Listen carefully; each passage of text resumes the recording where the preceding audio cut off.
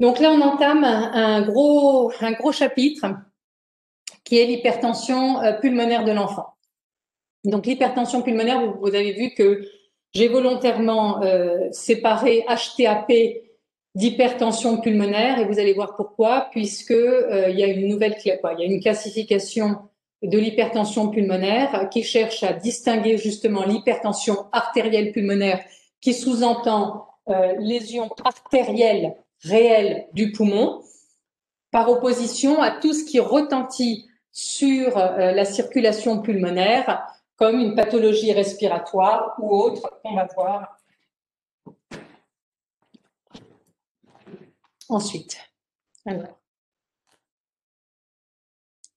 Là encore, on est obligé de passer par un petit rappel embryologique que je vous ai succinctement décrit tout à l'heure. Donc, on va voir. Le cours va se séparer en différentes parties. Le rappel embryologique pour savoir comment un poumon et une artère se forment. Le rappel sur la circulation fœtale et l'adaptation postnatale qu'on a un petit peu abordé tout à l'heure. L'adaptation de la circulation pulmonaire à la vie extra-utérine en fonction des variations de débit. Le cas particulier de la circulation de fond de temps, parce qu'en chirurgie cardiaque, elle est déterminante, et les avancées un petit peu de la recherche et du traitement de l'hypertension pulmonaire. Donc, très précocement, on a vu tout à l'heure que l'embryon comportait 3 couches, et à partir de l'encoblaste, qui est le futur intestin primitif, eh bien, il va y avoir un bourgeon sur la face antérieure de l'entoblaste qui va donner naissance au futur poumon.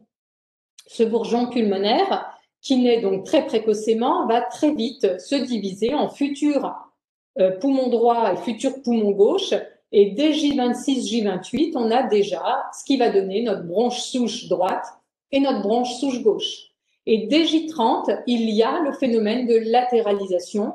Le poumon comprend qu'à gauche, il y a le cœur et que dans le thorax, il aura moins de place à gauche qu'à droite. Et d'emblée, on a 2 lobes, 2 futurs lobes pulmonaires et 3 à droite.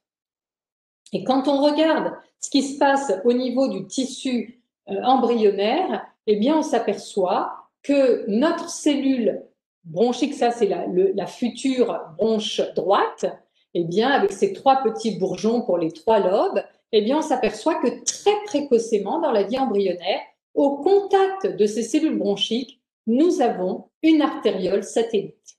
Et en fait, chaque cellule respiratoire va progresser dans le tissu parenchymateux, dans le tissu mésenchymateux embryonnaire, et chaque cellule bronchique, au contact de la cellule mésenchymateuse, va lui dire « moi, je suis une cellule bronchique, donc tu dois te transformer en cellule vasculaire parce que j'aurai besoin de toi pour qu'on marche et qu'on avance main dans la main tout au long de notre vie. » Et la cellule bronchique va entraîner la différenciation de la cellule mésenchymateuse en cellule vasculaire, si bien que chaque bronchiole va avoir son artériole satellite dès le début du stade embryonnaire, c'est-à-dire extrêmement tôt, dès 6 semaines d'aménorrhée. Donc très tôt, on a cette différenciation et très tôt, on sait qu'il y a certains paramètres qui vont aider au développement du poumon, d'autres qui vont les freiner, d'autres qui vont les activer. Et ça dépend des facteurs de croissance, des protéines de signalisation, de la quantité d'oxygène qui règne, de la quantité de liquide amniotique. Tous ces paramètres font qu'il va y avoir un équilibre plus ou moins respecté pour que le poumon se forme de façon plus ou moins mature. Donc ces cellules mésenchymateuses, elles sont capitales dans le développement de la cellule bronchique, mais aussi des cellules vasculaires. Et on sait que les expériences animales qui ont fait en sorte de disséquer le tissu et de retirer toutes les cellules mésenchymateuses, eh bien, lorsqu'on retire ces cellules mésenchymateuses, on a bien une croissance du tube respiratoire, mais on n'a pas les divisions dichotomiques qui sont indispensables à la formation de notre arbre respiratoire et de notre arbre vasculaire. Donc, en dehors, une fois que le poumon est formé, il se forme, mais il faut qu'il y ait un contenu, un contenant. Donc, il est bien évident que des facteurs extrinsèques peuvent également interférer dans la formation de ce poumon. C'est-à-dire que si on a des anomalies squelettiques, des anomalies du diaphragme, telles qu'une large hernie diaphragmatique, on comprend bien que le contenu digestif va monter dans le thorax et va gêner le développement de ce poumon. La paroi abdominale, dans les laparoschisis, dans les omphalocèles majeurs, eh bien, il va y avoir aussi des anomalies de développement du poumon. L'espace thoracique joue un rôle et le liquide joue, un hydramnios ou un oligoamnios peuvent être délétères pour la formation du poumon. Donc un poumon sera mature et fonctionnel si et seulement si on a le développement synchrone de l'arbre aérien et vasculaire et que ce développement synchrone ne se produit que grâce au dialogue moléculaire entre les deux structures, vasculaire bronchique et le tissu de soutien. Rappel sur la circulation fœtale, on a dit tout à l'heure que c'était le placenta qui assurait l'oxygénation fœtale. Et donc, comme c'est le placenta qui assure l'oxygénation, le poumon, lui, joue un rôle mineur in utero, en tout cas un rôle nul en termes d'hématose et un rôle mineur en termes d'équilibre. Mais il faut quand même qu'il se forme suffisamment bien pour pouvoir assurer l'oxygénation et l'hématose dès les premières minutes de vie post-utérine, et donc il est important que ce poumon puisse se former. En tout cas, il se forme certes, mais le débit qui traverse les artères pulmonaires est extrêmement faible in utero, puisque justement, ça ne sert à rien d'aller envoyer du sang dans les poumons, puisqu'il n'y a pas d'hématose. Donc, en début de grossesse, le débit vasculaire n'est que de 3% du débit total dans le poumon. Il ne va être guère qu'à 10, 15, 20% en fin de grossesse, mais le débit pulmonaire est dans tous les cas très faible par rapport à ce qu'il devra être immédiatement après la naissance. Donc ici, ce schéma a pour dire que le placenta amène le sang oxygéné à l'oreillette droite, un tiers du sang va traverser le foramen ovale pour regagner le ventricule gauche et l'aorte ascendante, et 2 tiers va passer dans le ventricule droit, puis dans l'artère pulmonaire. Sauf que ce sang qui arrive dans l'artère pulmonaire a 2 voies possibles. Une autoroute qui est le canal artériel et 2 petites voies de campagne toutes minuscules que sont les artères pulmonaires. Parce que ces artères pulmonaires qui sont dans un poumon tout ratatiné, qui n'est pas aéré, qui n'est pas vascularisé, qui est hépatisé, eh bien les artères, elles sont complètement fermées dans le poumon fœtal. Et elles sont fermées parce qu'elles ont bien compris que ça ne sert à rien d'envoyer du sang dans ces artères pulmonaires. Donc les artères pulmonaires sont schématiquement, comme je vous les ai représentées sur le schéma à gauche, avec une paroi épaisse, riche en cellules musculaires lisses, des cellules endothéliales représentées en rose ici, qui sont turgescentes, saillantes, avec une lumière vasculaire très étroite. Je vous rappelle ici les formules des résistances vasculaires pulmonaires. Les résistances vasculaires pulmonaires sont inversement proportionnelles au rayon du vaisseau élevé à la puissance 4. Donc autant dire que quand un rayon est petit, les résistances sont extrêmement élevées. Donc quand le sang arrive dans cette artère pulmonaire, il est soit face aux artères pulmonaires à résistance très élevée ou face au canal artériel qui est relié au placenta dont les résistances sont très basses. Donc le sang, il va là où il est le plus facile d'aller et ça tombe très bien parce que plutôt que d'aller dans des poumons où il n'y a pas d'hématose, il va aller dans l'aorte descendante pour aller apporter le sang oxygéné qui arrive du placenta et qui va pouvoir aller distribuer l'oxygène aux tissus fœtaux. Donc chez le fœtus, l'essentiel du sang oxygéné qui arrive via le ductus venosus dans l'oreillette droite va être redistribué à l'aorte, ascendante par le biais du foramen ovale, descendante par le biais du canal artériel. À la naissance, qu'est-ce qui se passe? Première respiration, on coupe le cordon, le poumon du fœtus doit prendre le relais immédiatement du placenta et sous l'effet du premier cri de bébé, qu'est-ce qui se passe? Au moment de l'accouchement, au moment du passage de la filière vaginale, il va y avoir un massage du thorax pour évacuer le liquide qui est dans les poumons. Et le premier cri du bébé correspond à l'arrivée d'air brutal dans le poumon, donc expansion pulmonaire. Et en plus, cet air est chargé en oxygène, qui est un puissant vasodilatateur. Donc, sous l'effet de la première respiration, les artères pulmonaires vont s'ouvrir et on va voir une artère comme celle qui est représentée au centre de ce schéma, avec un rayon qui augmente brutalement dès les premières secondes de la respiration. On va avoir une ouverture du lit artériolaire pulmonaire de sorte à ce que les résistances vasculaires pulmonaires baissent et que le débit pulmonaire puisse passer brutalement de 15-20% du débit cardiaque global à 100% du débit cardiaque global. Le poumon est le seul organe à devoir assumer 100% du débit.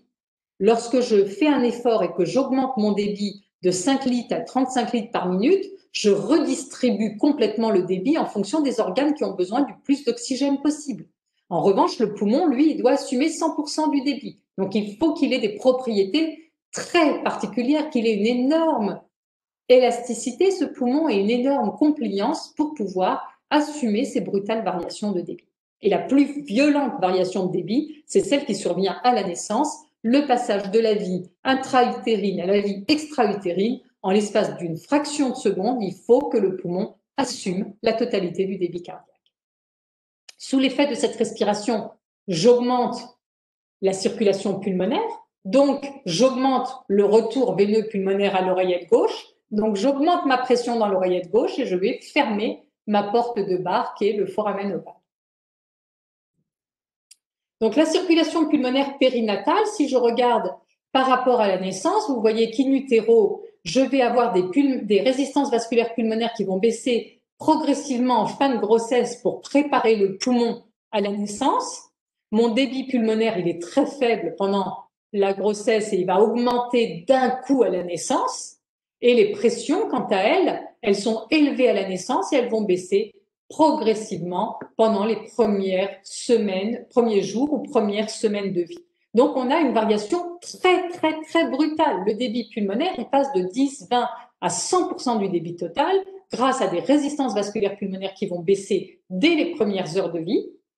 Et ça, c'est possible grâce à une restructuration du lit artériolaire pulmonaire. En fait, les artérioles, elles ont maturé in utero, elles se sont formées, elles se sont préparées à ce qui les attend à la naissance et elles sont tellement prêtes qu'elles n'auront plus qu'à s'ouvrir pour accueillir cet hyperdébit qui va arriver à la naissance. Les artères pulmonaires, elles sont musclées en proximale et au fur et à mesure qu'on s'éloigne du île pour se rapprocher de la périphérie du poumon, eh bien, on va avoir une quantité de muscles qui va disparaître. Et les artérioles satellites des alvéoles, eh bien, elles sont pas du tout musclées puisque c'est là que les échanges alvéolo-capillaires vont avoir lieu. Et je ne dois pas avoir de muscles dans la distalité de mes artérioles pulmonaires. Alors que si j'ai une cardiopathie ou une pathologie, eh bien, mes artères, elles vont être anormalement musclées en distalité du lit artériolaire pulmonaire. Voici une artère non musclée avec une monocouche ici. Vous voyez la couche de cellules endothéliales avec tous les globules rouges à l'intérieur, un petit macrophage au passage. Mais vous voyez que ma cellule endothéliale est très fine, on voit à peine. C'est ces petits points noirs, ce sont les noyaux des cellules endothéliales. C'est-à-dire que la cellule endothéliale, elle s'affaisse complètement pour ouvrir au maximum sa lumière et baisser les résistances. En revanche, cette artériole-là, c'est une artériole de type artériole de nouveau-né, avec des cellules endothéliales, vous les voyez, on les voit trop bien, les noyaux, elles sont saillantes. Je vois ici ma couche de cellules musculaires lisses. Vous voyez que les cellules musculaires lisses, elles encerclent l'artère pulmonaire et on comprend bien que ces cellules musculaires lisses qui encerclent l'artère pulmonaire, une toute petite contraction va entraîner une fermeture très brutale de l'artériole pulmonaire. Et ça, ce sont des artérioles de type nouveau-né et lors d'une agression, qu'elle soit infectieuse, circulation extracorporelle, eh bien, cette artériole, elle va avoir tendance à faire une crise d'HTAP alors qu'elle, c'est pas une artère malade, c'est juste une artère anormalement musclée.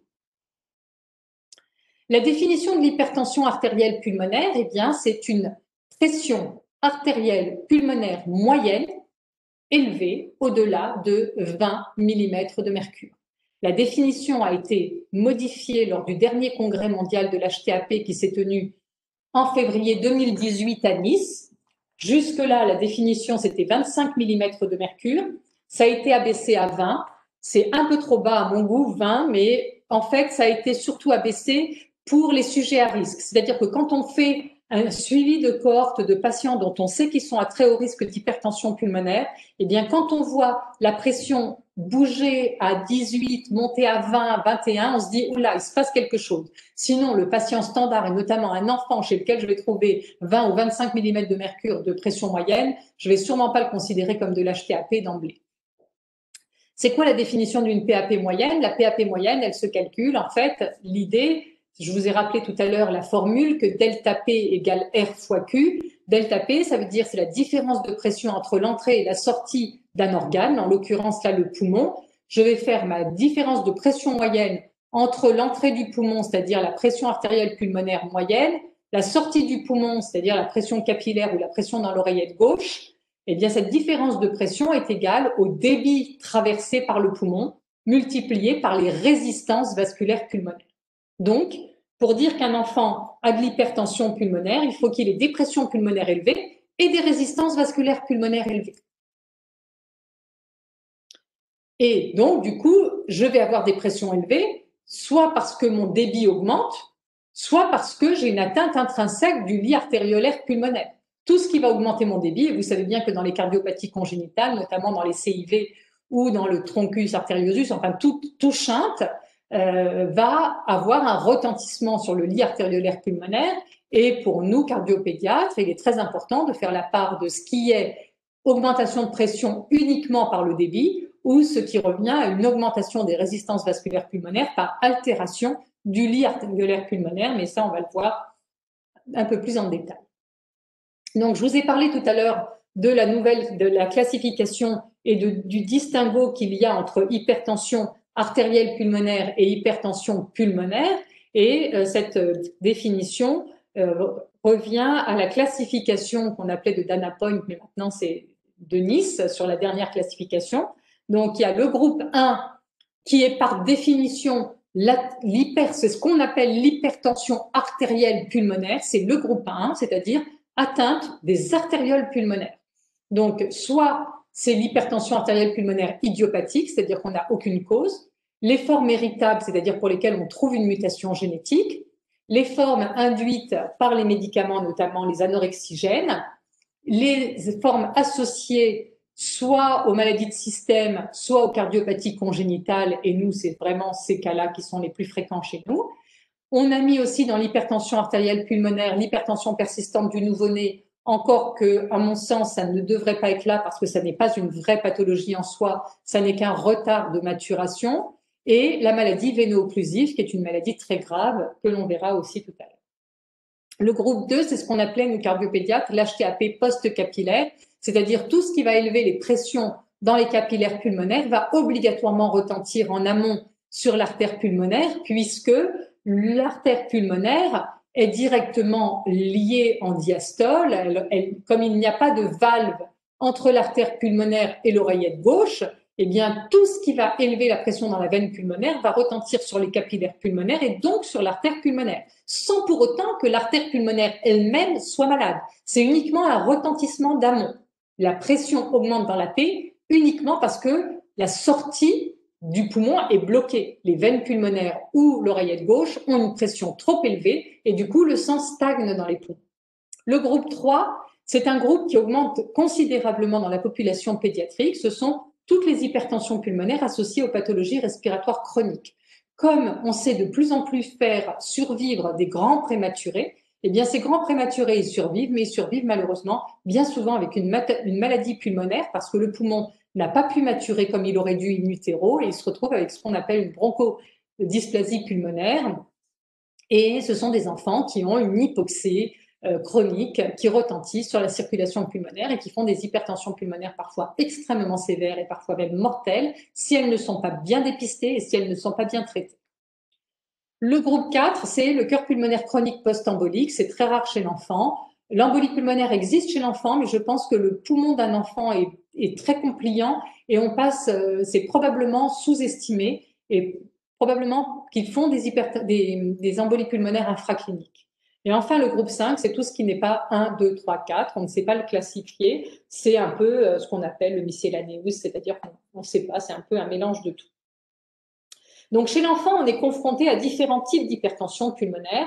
L'hypertension persistante du nouveau-né, mais l'hypertension persistante du nouveau-né, comme je vous l'ai dit tout à l'heure, c'est quelque chose qui est simplement un retard de maturation de la circulation pulmonaire et normalement, c'est rapidement résolutif. Un nouveau-né qui a une cyanose réfractaire, on fait une écho, il n'y a pas de cardiopathie, on dit c'est juste des pressions pulmonaires élevées, on le ventile du mieux qu'on le peut, on le met un petit peu au repos et en général, en 2-3 jours, les choses doivent rentrer dans l'ordre. Sinon, c'est que ça ne répond pas, Ça n'est pas une hypertension persistante du nouveau-né, c'est autre chose. L'hypertension persistante du nouveau-né, c'est quelque chose qui est juste transitoire, rapidement résolutif, sous ventilation NO et éventuellement un petit peu plus. Chez l'enfant, on a aussi le plus souvent, la forme la plus fréquente d'hypertension pulmonaire chez l'enfant, c'est l'hypertension des cardiopathies congénitales. Soit parce que le débit est augmenté, ce sont toutes les causes de chaîne gauche-droite par augmentation du débit, qu'il s'agisse d'une CIV, qu'il s'agisse d'un large canal, d'une fenêtre aortopulmonaire, d'un tronc artériel commun, enfin tout ce qui va augmenter de façon considérable le débit pulmonaire va pouvoir avoir un impact sur les pressions pulmonaires. Ou alors, ça peut être aussi le groupe 2 dont je viens de vous parler, c'est-à-dire tout ce qui va augmenter les pressions dans les capillaires pulmonaires va obligatoirement retentir sur les pressions pulmonaires. Ça peut être aussi le groupe 3, donc hypoxie par atteinte pulmonaire, et c'est aussi, quand on n'a trouvé aucune cause, à ce moment-là, on dit c'est une hypertension pulmonaire idiopathique, ça sous-entend j'ai tout recherché, j'ai pas trouvé de cause, donc j'appelle ça idiopathique. Donc, en gros, j'ai mon poumon, j'ai mes capillaires pulmonaires et mes artérioles. Soit j'ai trop de sang qui rentre dans le poumon, c'est le groupe 1. Soit j'ai le sang qui n'arrive pas à sortir du poumon, c'est le groupe 2 et le retentissement d'amont.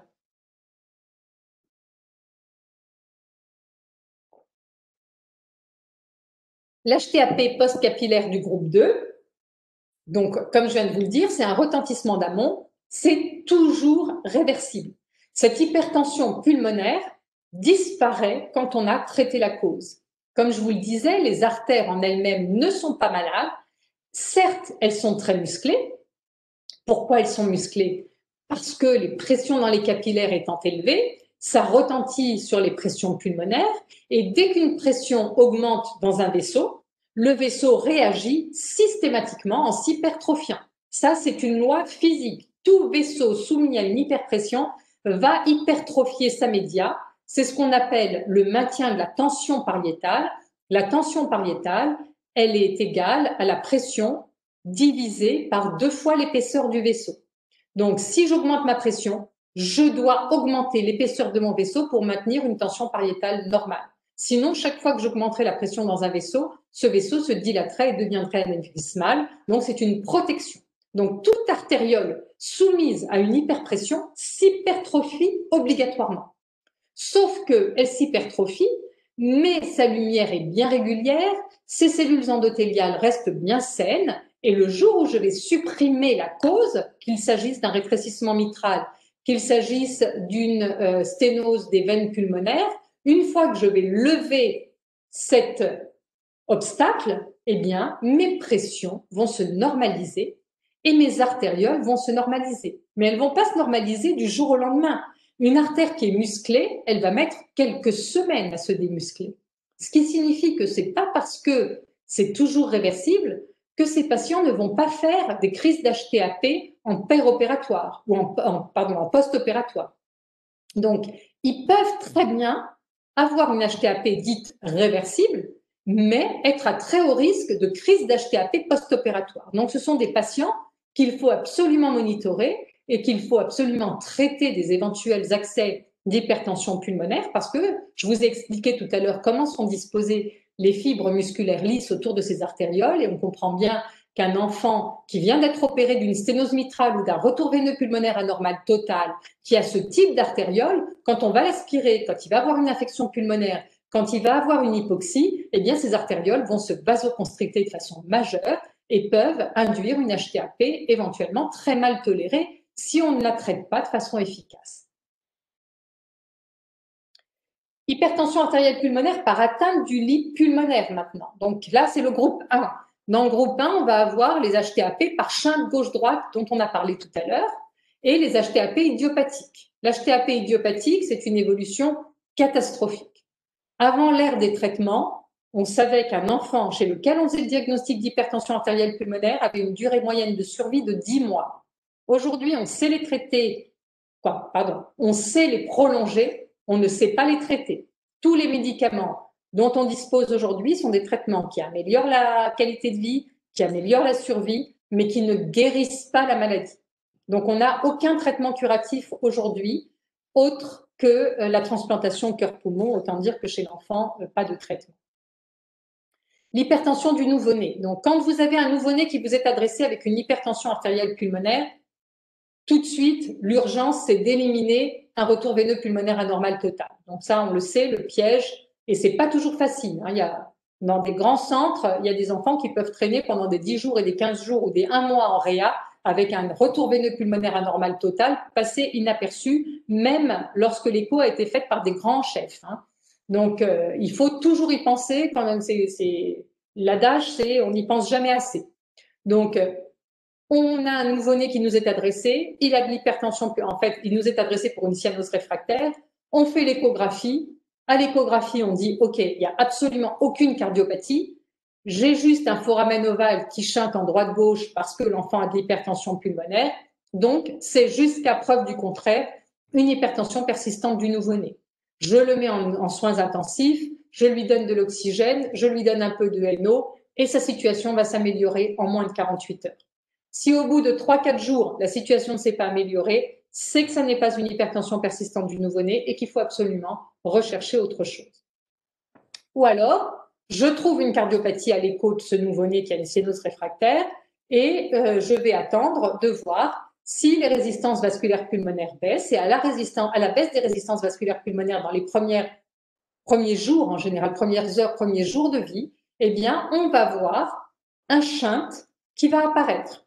Un nouveau-né qui a une très large CIV ne va pas avoir de signe de shunt puisque à la naissance, les résistances vasculaires pulmonaires étant élevées, j'ai la même pression dans mon ventricule gauche et mon ventricule droit. Donc même si j'ai un très gros trou, je n'aurai pas de signe de shunt. En revanche, les signes de shunt vont apparaître lorsque les résistances vasculaires pulmonaires vont baisser et que le poumon va se laisser franchir par cet hyperdébit.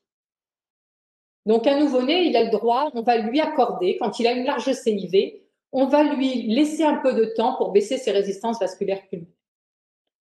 Alors le retard de maturation, qui est l'hypertension persistante du nouveau-né, je vous explique juste qu'un nouveau-né qui a une artériole très musclée comme celle-là, eh bien on va lui laisser du temps, on va lui donner des vasodilatateurs pour faire en sorte qu'il atteigne l'ouverture, comme à gauche, d'une artère bien ouverte qui permet la baisse des résistances vasculaires pulmonaires.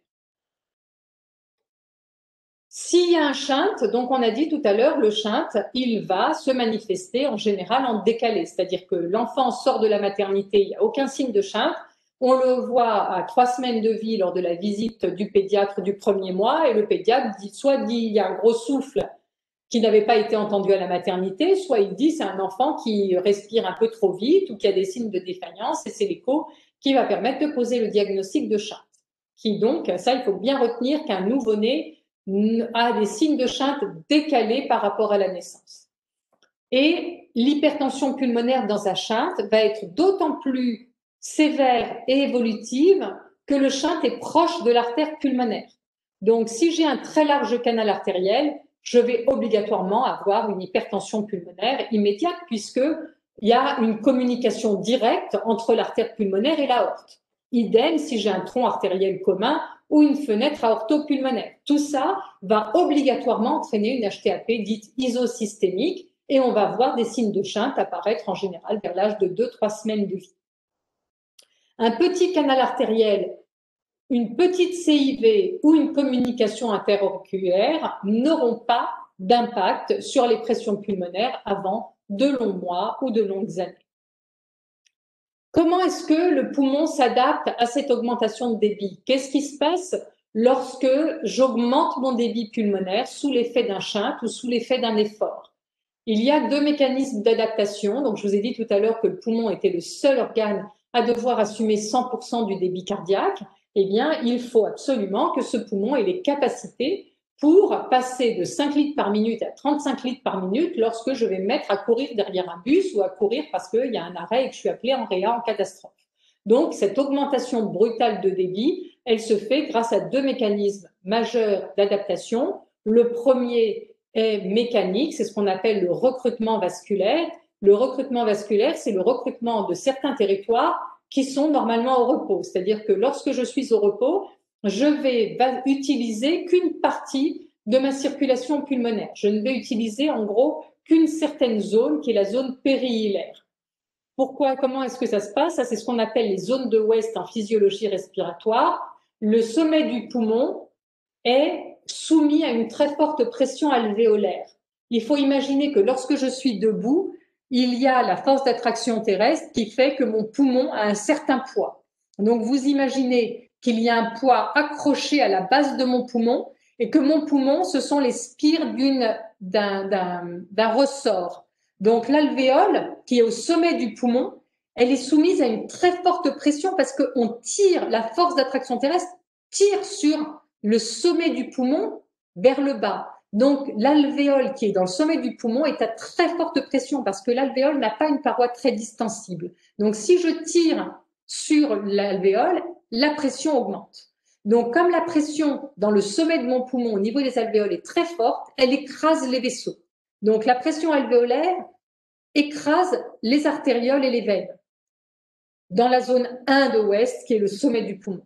Dans la zone 2 de West, eh bien, ma pression alvéolaire est un peu moindre, donc elle n'écrase que les veines, elle n'écrase pas les artères. Mais si la veine est bouchée, l'artère, elle circule pas. Donc en gros, je n'ai pas de débit pulmonaire dans ma zone 1 et ma zone 2 de West au repos. Zone 3 de West, c'est la zone périhilaire, celle-là, c'est l'alvéole, elle est en parfait équilibre et elle permet à l'artériole et à la veine d'être ouverte. Donc lorsque vous et moi aujourd'hui nous sommes en train de faire ce cours, moi le faire, vous l'écoutez, on n'utilise que notre zone 3 de West. Si on se met à faire un effort, là qu'est-ce qui va se passer? J'augmente mon débit pulmonaire, donc j'augmente mon retour veineux pulmonaire, donc j'augmente ma pression dans mes veines pulmonaires et je vais ouvrir ma zone 2 de West. Et si j'augmente beaucoup mon débit, je vais aussi ouvrir ma zone 1 de West et c'est ce qu'on appelle la redistribution vasculaire vers les sommets, c'est-à-dire qu'on ouvre des territoires qui n'étaient pas vascularisés, qu'on ne voyait pas et sur la radio de thorax, on va voir anormalement bien les vaisseaux vers la périphérie et c'est ce qui se passe quand on a une augmentation de débit par un gauche-droite ou par un œdème pulmonaire chez la personne âgée qui a un ventricule gauche peu compliant ou une hypertension qui fait qu'elle a des pressions capillaires élevées. Deuxième mécanisme d'adaptation, c'est la mise en œuvre de la vasodilatation par la fonction endothéliale qui retentit sur la vasoréactivité. Donc l'endothélium vasculaire, c'est la petite couche grise ici à noyau violet qui tapisse la lumière. Sous l'endothélium, il y a ce qu'on appelle la limitante élastique interne et ensuite les cellules musculaires de la média qui viennent encercler l'artère pulmonaire. Je veux que vous voyez et que vous compreniez que la cellule musculaire lisse du vaisseau, c'est comme un boa constrictor là qui vient encercler complètement l'artériole. Et on comprend bien qu'une toute petite contraction va engendrer une très forte fermeture du calibre vasculaire pulmonaire. Et cet endothélium, qui est une toute petite cellule, eh bien, elle joue un rôle majeur dans la régulation du tonus vasculaire. L'endothélium libère des substances vasodilatatrices, prostacycline, monoxyde d'azote, et des substances vasoconstrictrices, qui est l'endothélie. Donc, en permanence, mon vaisseau, il est en équilibre en fonction de mes besoins. J'ai besoin de vasodilater pour augmenter mon débit pulmonaire parce que je fais un effort, je vais vasodilater. J'arrête mon effort, il faut que je revienne à l'état de base, je vasoconstricte. Donc, j'ai en permanence cet équilibre entre vasodilatation et vasoconstriction. L'endothélium, il libère du NO. Le NO, il n'est pas que vasodilatateur. Il est aussi anti-agrégant plaquettaire.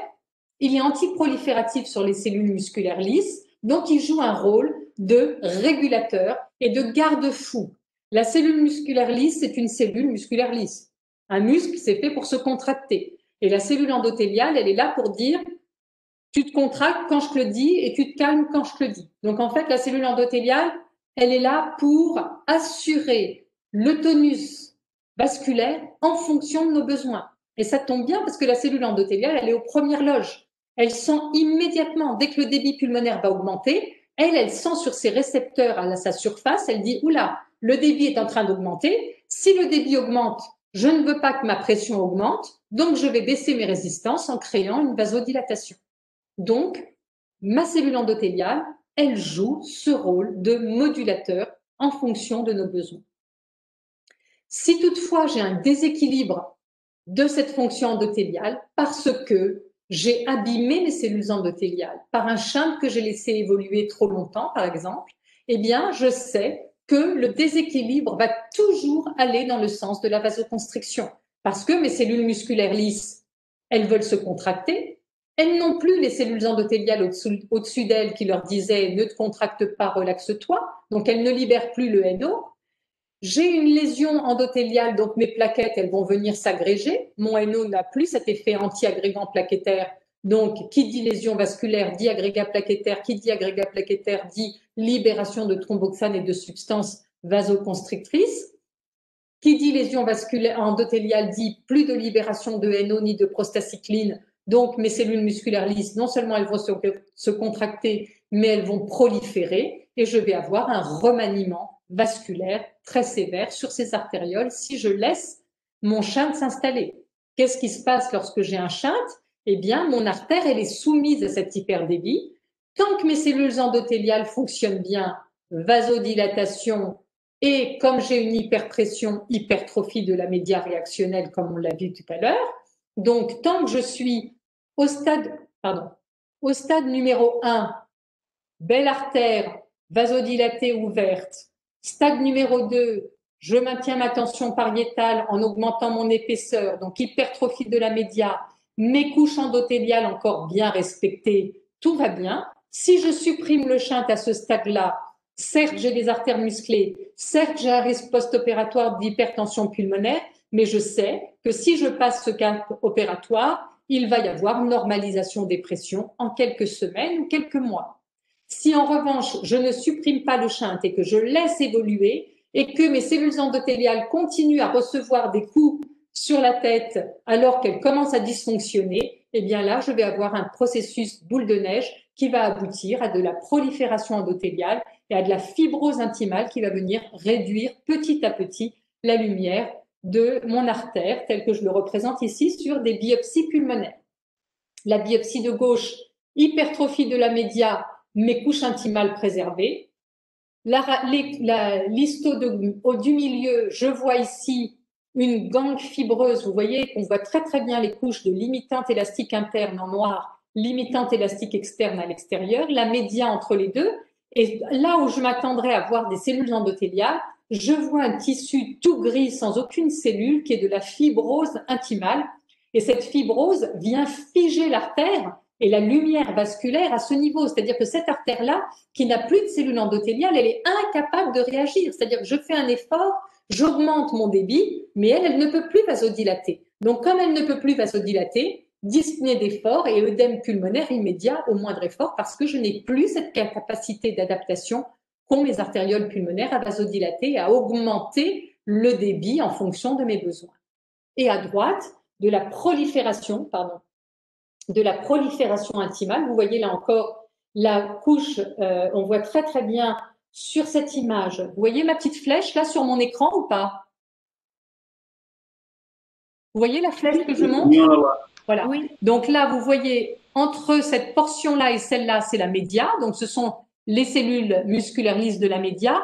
Mais en dedans de cette image bien sombre, qui est la limitante élastique interne, j'ai de la prolifération intimale avec des cellules vacuolées ici. Donc, c'est des cellules qui se mettent à proliférer et à réduire la lumière pour l'obstruer petit à petit.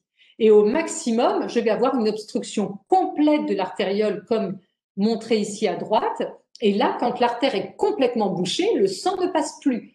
Donc, un poumon sain à résistance basse, c'est comme une éponge végétale. Je mets du liquide, l'éponge va se gonfler. Si je vais trop loin, je vais être en œdème pulmonaire, bien sûr, mais il y a quand même une très grosse capacité d'adaptation et d'augmentation et d'absorption de l'hyperdébit pulmonaire. Si en revanche j'ai des artérioles qui sont occluses, mon poumon est un bloc de béton et mon ventricule droit n'arrivera pas du tout à envoyer le débit dans ce bloc de poumon. Dans un cas, j'ai une hypervascularisation avec un gros cœur qui prouve qu'il y a de l'hyperdébit et donc que les résistances sont basses. À droite, j'ai au contraire un petit cœur avec des poumons clairs qui prouvent que mon poumon ne se laisse plus franchir par l'hyperdébit. Donc, cardiopathie avec hyperdébit pulmonaire, le stade évolutif est parfois très difficile à déterminer. Les signes de Schindler sont capitaux, c'est-à-dire que cliniquement, un enfant qui a des signes de Schindler, il va pas bien, il est dyspnéique, il ne grossit pas bien, il est chétif, il a un gros cœur à la radio, il a une hypervascularisation et à l'écho, je vois qu'il y a un gros trou avec un gros retour à l'oreillette gauche. Là, je suis tranquille, je sais que les résistances sont basses et que je peux envoyer cet enfant se faire opérer sans aucun risque. Si en revanche, j'ai des critères discordants, j'ai un enfant qui certes est chétif, mais je vois qu'à la radio, il n'a pas un gros cœur, il n'est pas trop dyspnéique, à l'écho, je vois que le cœur n'est pas dilaté, là, je suis très inquiète et je vais faire un cathé pour voir comment sont ses pressions pulmonaires, mais surtout comment sont ses résistances vasculaires pulmonaires. Et dans le doute, eh bien, on est très ennuyé parce que on va se dire, soit je dis, il a déjà des résistances vasculaires pulmonaires trop élevées et donc la chirurgie est très à risque, tant pis, je laisse évoluer, je laisse la cardiopathie à son évolution naturelle et ça va évoluer vers un Eisenmenger. Soit je tente la chirurgie en me disant, je suis très préoccupée parce que les résistances sont élevées et à ce moment-là, je risque de le tuer à la chirurgie. Donc dans les deux cas, on peut avoir un regret si on ne prend pas la bonne décision, mais parfois la bonne décision elle est très difficile à prendre. Et c'est dans ces cas-là, quand on hésite, qu'on va faire une biopsie pulmonaire pour essayer justement de voir s'il y a des paramètres de gravité que je viens de vous décrire sur les différentes biopsies que je vous ai montrées. Le problème, c'est que la biopsie, avant d'avoir ces lésions-là, c'est que la dysfonction endothéliale, elle évolue depuis des mois et des années. Donc, on s'est dit, c'est quand même ennuyeux d'avoir à faire une biopsie, qui est quand même un geste très agressif, parce que pour faire une biopsie et qu'elle soit interprétable, il faut que je prélève un bon bout de poumon assez profond pour pouvoir analyser les artérioles qui sont les premières à être le siège de lésions intimales, c'est-à-dire les artérioles satellites des bronchioles terminales. Donc, il faut un bon bout de poumon pour pouvoir être vraiment productif et pour pouvoir répondre à la question posée, peut-on ou ne peut-on pas opérer cet enfant? Donc, c'est un geste quand même chez un enfant qui a de l'HTAP, faire prendre un risque opératoire majeur. Alors, parfois, on n'a pas d'autre choix, mais c'est quand même un très haut risque parce que il faut que j'analyse un grand nombre d'artérioles pour être sûr, parce qu'il y a quand même une très forte hétérogénéité des lésions quand on regarde une biopsie pulmonaire. Donc, je ne peux pas me contenter d'avoir une seule artère. Il m'en faut plusieurs pour pouvoir dire, OK, mon impression est celle-là. En effet, mon impression, soit j'ai plusieurs artères qui ont tout l'aspect de l'artère de gauche avec une couche intimale parfaitement bien préservée. Vous voyez mes petites cellules endothéliales, c'est ces tout petits points là, ces pointillés violets qui sont à la lumière, qui sont au pourtour de la lumière. Ou alors j'ai une gangue fibreuse. Mais si j'ai qu'une seule artère de ce type-là, je sais très bien que sur une même biopsie, je peux avoir une artère comme celle de gauche et une artère comme celle de droite. Donc, il faut que j'ai suffisamment d'artérioles pour pouvoir me rendre compte de l'ensemble de l'arc artériel pulmonaire. Si j'ai une artériole complètement occluse comme celle-là, même si je n'en ai qu'une seule, je sais que c'est très pathologique. Et si j'ai une lésion plexiforme, je sais que c'est encore plus pathologique et surtout que ça évolue depuis des mois ou des années. Donc, les cardiopathies, selon la cardiopathie, les lésions vont être plus ou moins précoces, plus ou moins évolutives. Donc, l'HTAP post-capillaire, comme je vous l'ai dit, elle est toujours réversible, même s'il y a un risque post-opératoire immédiat, c'est jamais, on n'a jamais le type de lésion que je viens de vous décrire avec la fibrose intimale. Les CIV, eh bien, les CIV, quand elles sont larges avec une HTAP isosystémique, il faut absolument les fermer avant l'âge de 6 mois parce qu'on sait que des CIV avec hypertension isosystémique peuvent altérer le lit artériolaire pulmonaire dans la première année de vie. Mais on sait aussi que certaines CIV vont évoluer vers la fermeture spontanée. Donc, on se donne un peu de temps, on voit l'enfant à la naissance, on le revoit un mois plus tard, soit il y a un potentiel de fermeture et tant mieux, soit il n'y a pas de potentiel de fermeture, l'HTAP reste isosystémique avec un enfant qui a des signes de Schindler, on prend une date opératoire pour ces 5-6 mois pour être sûr de ne pas prendre des risques sur son lit pulmonaire. Transpo CIV, ça s'abîme très vite aussi. Donc, transpo CIV, on a du temps pour faire le switch, mais comme on a du temps pour faire le switch, on a tendance à dire, bon, bah, c'est pas une urgence, on attend. Mais il faut pas attendre de trop parce que transpo CIV, ils vont détériorer leur lit artériolaire pulmonaire assez vite. Dans le canal atrioventriculaire complet, pareil, il faut absolument tous les CAV, on doit les opérer entre 4 et 6 mois. Le CAV complet avec HTAP isosystémique, ça ne sert à rien d'attendre. On sait qu'il faudra le fermer de toutes les façons, donc autant le faire entre 4 et 6 mois pour préserver le plus possible le lit artériolaire pulmonaire.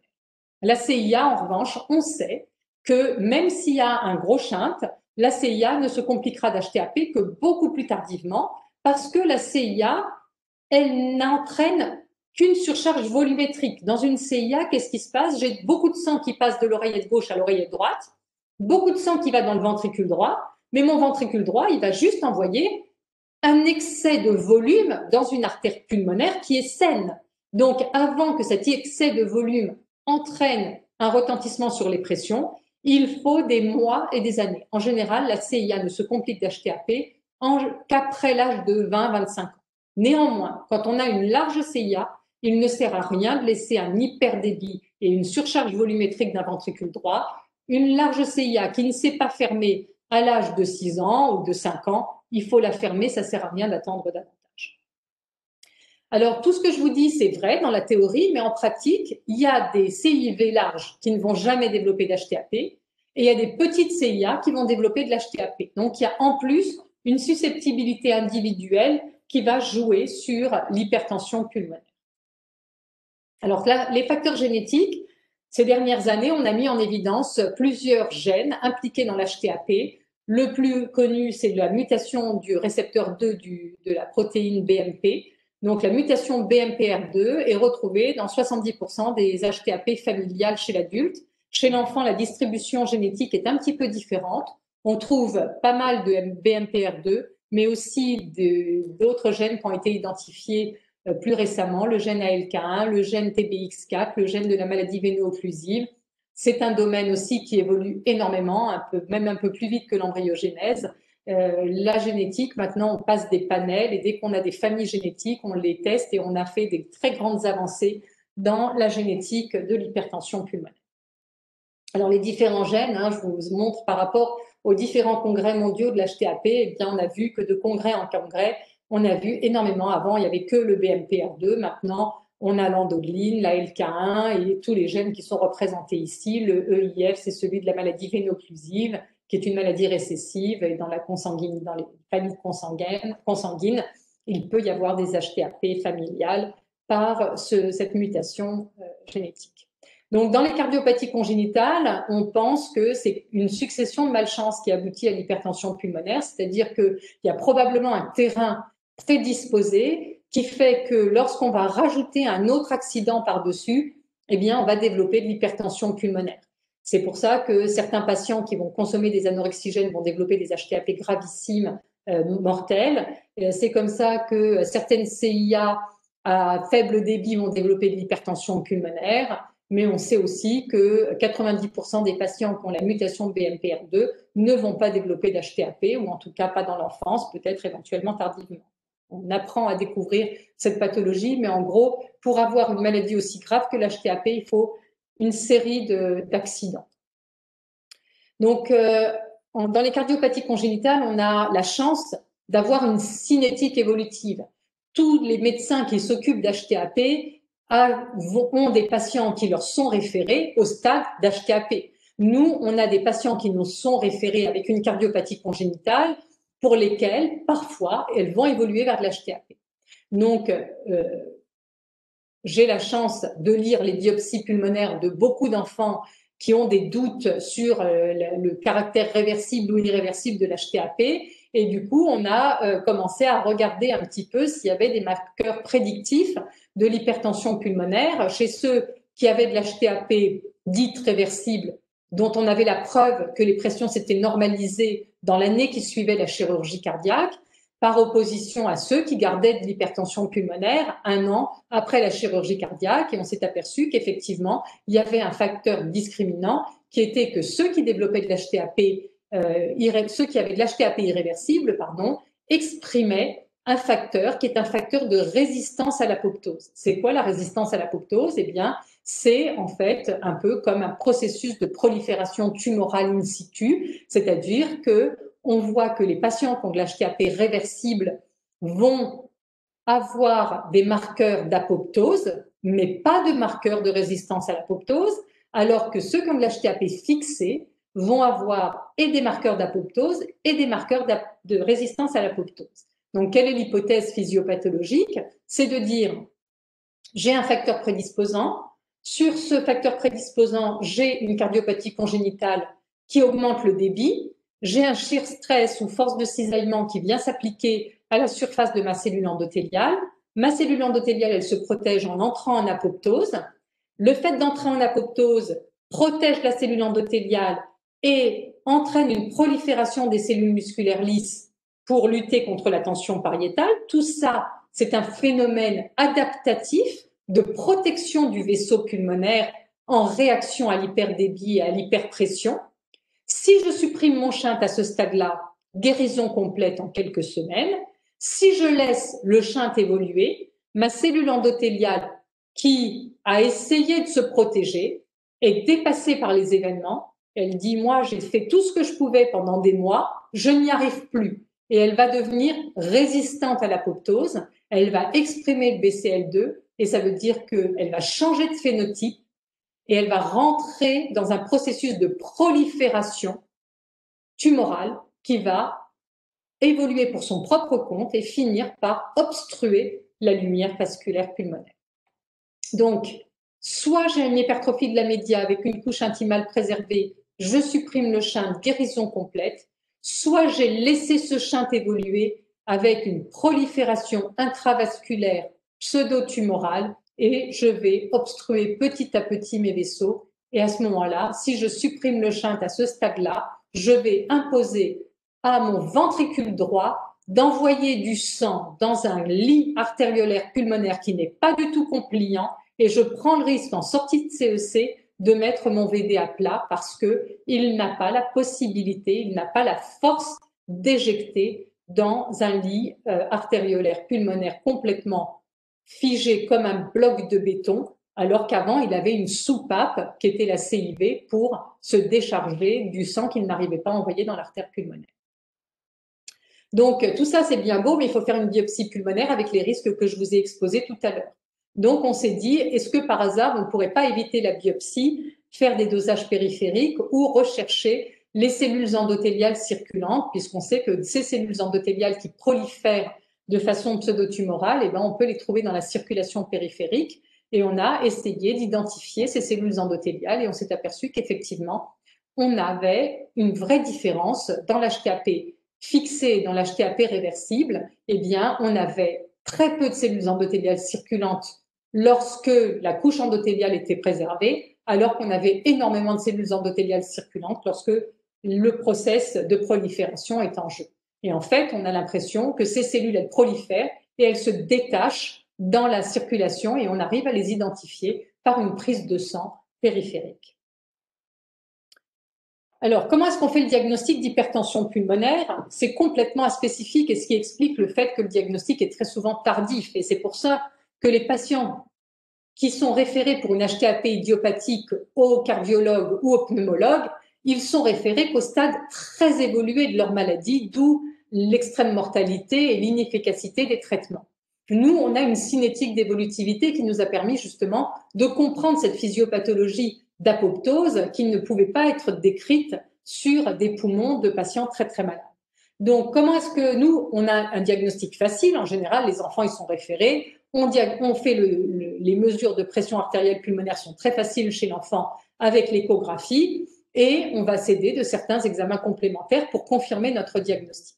Mais cliniquement, un enfant qui a de l'HTAP, si elle est idiopathique, ça va être dyspnée d'effort, angor d'effort, malaise éventuellement, et celui qui a l'HTAP associé à la cardiopathie congénitale, eh bien, ce sont les symptômes de la cardiopathie congénitale qui sont en premier plan. Donc, le gold standard, c'est bien entendu l'échographie. L'échographie va permettre de voir les signes indirects d'hypertension pulmonaire, que sont l'hypertrophie du ventricule droit et la courbure septale plate ou inversée. Normalement, un ventricule gauche est bien rond parce que la pression dans le ventricule gauche est très supérieure à la pression du ventricule droit. Si la pression dans le ventricule droit augmente, je vais avoir une courbure septale aplatie ou inversée. Et surtout, l'écho permet de mesurer de façon très fiable les pressions pulmonaires grâce au flux de la fuite tricuspide et au flux de la fuite pulmonaire. On va aussi pouvoir mesurer les débits au travers de la valve aortique et au travers de la valve pulmonaire. Et enfin, on va voir si ces pressions pulmonaires sont augmentées de façon isolée HTAP idiopathique ou familiale, ou si c'est une HTAP associée à une cardiopathie congénitale. Une fois qu'on a posé le diagnostic d'HTAP, eh bien, on va pouvoir céder du cathétérisme. Le cathétérisme n'a pas de mission d'assurer la mesure des pressions, parce que ça, on sait très bien le faire avec l'écho, soit par l'IT, soit par l'IP, soit éventuellement par le flux de CIV ou de canal artériel si on a un shunt. Mais le cathé a un effet, un intérêt majeur pour vérifier les tests pharmacodynamiques et mesurer la réversibilité de l'hypertension pulmonaire et des résistances vasculaires pulmonaires avec les tests ONO et à l'oxygène. Par ailleurs, le cathé va permettre de mesurer les résistances et le QP sur QS en cas de cardiopathie avec un shunt, notamment lorsque l'on a une discordance et lorsque l'on se demande si la CIV est impliquée dans l'HTAP ou pas. On va pouvoir mesurer le QP sur QS à l'état basal et sous O2 et NO pour faire la part de ce qui revient au débit et de ce qui revient aux résistances. Donc le diagnostic étiologique, l'échographie va permettre de dire si on est face à une cardiopathie congénitale ou pas. Et s'il n'y a pas de cardiopathie congénitale, il faut faire un bilan étiologique, voir s'il y a une pathologie respiratoire sous-jacente en faisant un scanner systématique, voir s'il y a un shunt porte-cave en demandant une écho abdominale aussi. Et selon les arguments cliniques, soit j'ai une maladie de rendu ossellaire avec des épistaxis à répétition qui m'orientera vers une mutation à LK1, soit j'ai des lésions cutanées qui peuvent évoquer une maladie de système, sclérodermie ou lupus, qui peuvent être associées à l'HTAP, ou alors un bilan immunologique standard, mais qui n'est pas fait à titre systématique parce que la rentabilité est très faible chez l'enfant. Quelles sont les complications de l'hypertension pulmonaire? Eh bien, tout geste est à très haut risque chez un patient qui a de l'hypertension pulmonaire. Donc, les interventions, qu'elles soient cardiaques ou extracardiaques, doivent absolument être faites dans un environnement qui sait prendre en charge l'hypertension pulmonaire. On sait que certaines drogues utilisées en anesthésie peuvent avoir des effets extrêmement délétères parce que certaines drogues vont avoir des effets paradoxaux en cas d'hypertension pulmonaire. En effet, lorsqu'il y a une dysfonction endothéliale, certaines drogues connues pour être vasodilatatrices vont pouvoir être très puissamment vasoconstrictrices en cas de dysfonction endothéliale. Donc, il faut absolument savoir réagir. Il faut connaître les cardiopathies congénitales parce que il faut savoir tolérer un certain degré de cyanose dans certaines cardiopathies congénitales et non pas chercher à tout prix à avoir 100% de saturation et prendre le risque de noyer un poumon chez un enfant qui a une cardiopathie congénitale. Sinon, les risques, de quoi meurent les patients qui ont de l'HTAP, d'hémoptysie par ouverture de shunt, de défaillance ventriculaire droite, comme on l'a dit tout à l'heure, parce que le ventricule droit n'arrive plus à envoyer dans un lit artériolaire pulmonaire peu compliant. Ce ventricule droit qui est en souffrance peut faire des troubles du rythme. Et en général, le décès survient avant l'âge de 20 ans chez un jeune et dans l'Eisenmenger beaucoup plus tardivement, mais avec les traitements, on a prolongé la survie de ces patients. Les risques, le sport violent est proscrit. Les sports qui sont considérés comme violents, c'est le badminton, le squash. Il faut absolument vacciner ces patients, bien entendu, VRS, grippe, corona quand on l'aura, pour nous tous. Altitude contre-indiquée, vous savez qu'au-delà de 1500 mètres, il y a une vasoconstriction qui aggrave l'hypertension pulmonaire. La grossesse est formellement contre-indiquée dans l'hypertension pulmonaire à 2 raisons. Ça a très haut risque pour la mère et très haut risque pour le fœtus, mais c'est surtout la mère qui a très très haut risque avec très forte aggravation de l'HTAP et risque mortel. Et attention à la carence martiale. Dans les cardiopathies congénitales cyanogènes, la carence martiale est très souvent méconnue et aggrave complètement les risques de thrombose cérébrale. Un petit mot sur la circulation de Fontan. Monsieur Fontan, qui est un chirurgien de Bordeaux, a eu une idée de génie dans les années 71, en 1971, parce qu'il a décrit l'intervention de Fontan, qui était réservée à un cas, qui était l'atrésie tricuspide. L'atrésie tricuspide, donc il n'y a pas de passage entre l'oreillette droite et le ventricule droit. Donc le ventricule droit ne se développe pas. Et M. Fontan s'est dit, qu'à cela ne tienne, puisqu'on n'a pas de ventricule droit, pourquoi est-ce qu'on ne brancherait pas l'artère pulmonaire sur l'oreillette droite? Comme ça, tout le sang veineux arrive dans l'oreillette, l'oreillette qui bat va envoyer le sang dans l'artère pulmonaire et on aura ainsi une circulation complètement séparée avec l'oreillette droite et le sang cave qui ira directement dans les artères pulmonaires et le sang oxygéné qui va aller dans le cœur univentriculaire et on va utiliser ce ventricule gauche qui éjecte dans l'aorte. Donc c'était une idée de génie en termes de circulation et de physiopathologie. À l'époque, M. Fontan était conscient quand même que c'était pas une circulation complètement physiologique et il avait mis 10 restrictions et on appelait ça le décalogue de Fontan, c'est-à-dire que dans ces 10 restrictions que je vous ai citées ici, aujourd'hui, on ne garde plus que les pressions, les résistances et l'anatomie du lit artériolaire pulmonaire et la qualité du ventricule, mais et on a évolué dans les techniques chirurgicales puisque au bout d'un certain nombre d'années, on s'est aperçu que l'idée géniale de M. Fontan, qui était de dire l'oreillette, comme elle bat, elle va pouvoir éjecter dans l'artère pulmonaire, eh bien, c'était pas une si bonne idée parce que cette oreillette, justement, elle se muscle et du coup, elle obstrue la voie d'éjection pulmonaire et surtout, elle est pas du tout musculaire, donc elle se distend et tous les Fontans, les vrais Fontans, se sont compliqués d'une dilatation ectasique de l'oreillette droite qui avait un espèce de gros ballon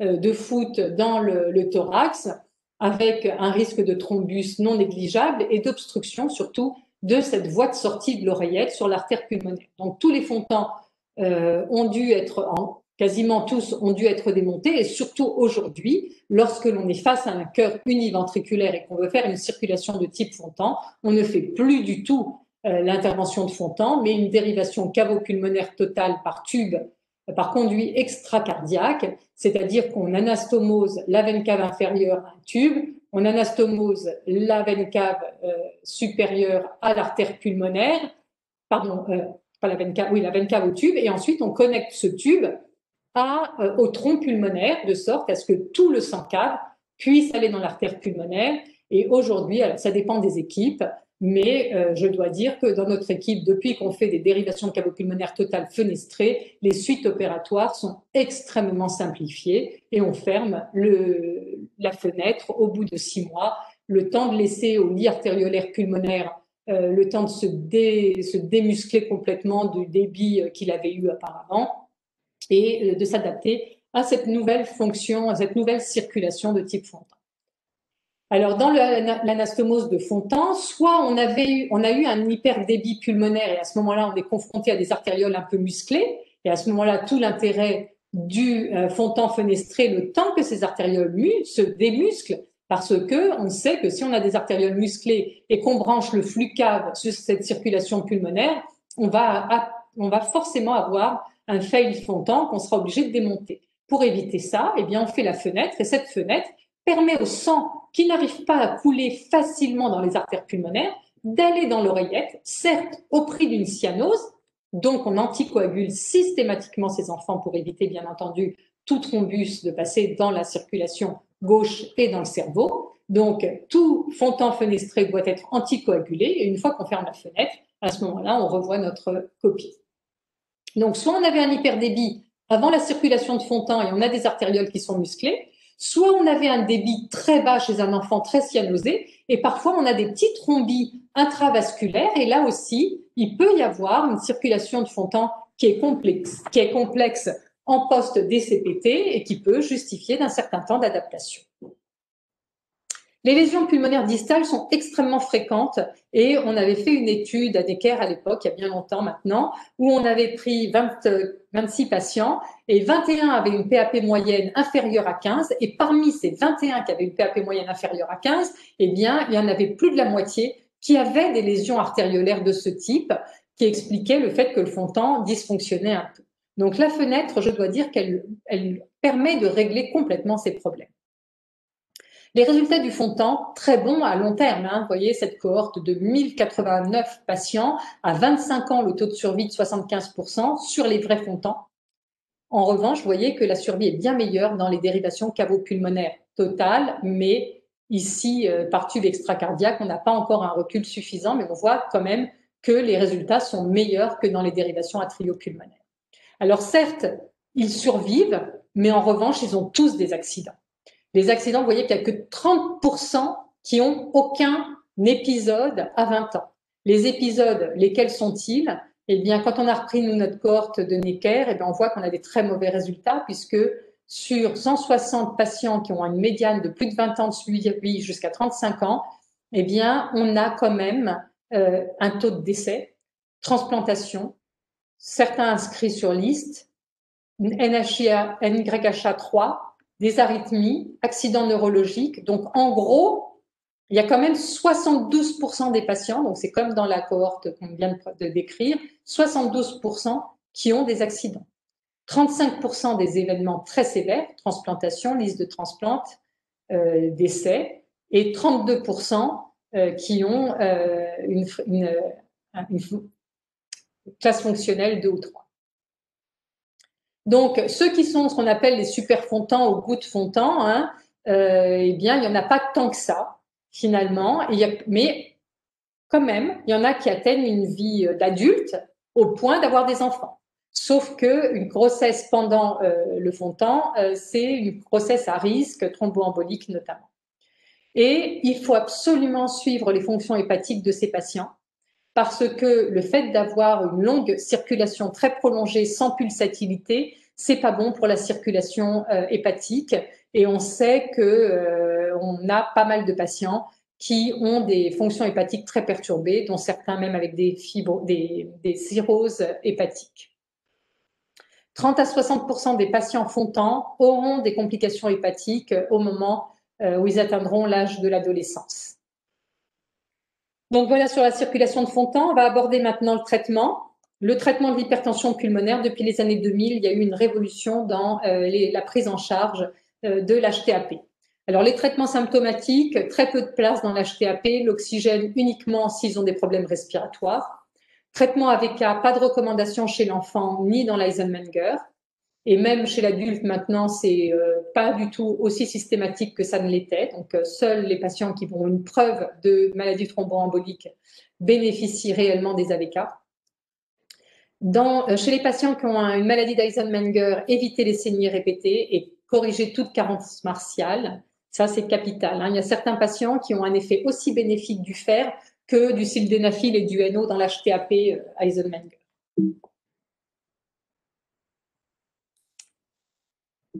Qu'est-ce qui se passe? J'arrive plus à avancer. Ah si. Alors, quelles sont les cibles thérapeutiques? Alors, on a vu tout à l'heure que la fonction endothéliale, elle libérait des substances vasodilatatrices, prostacycline, du NO, mais aussi des substances vasoconstrictrices. Et c'est grâce à la découverte et à la compréhension des mécanismes des cellules endothéliales qu'on a développé aujourd'hui des médicaments qui jouaient sur le tonus vasculaire pulmonaire. Donc, les prostacyclines, c'était les premières à être utilisées par voie parentérale.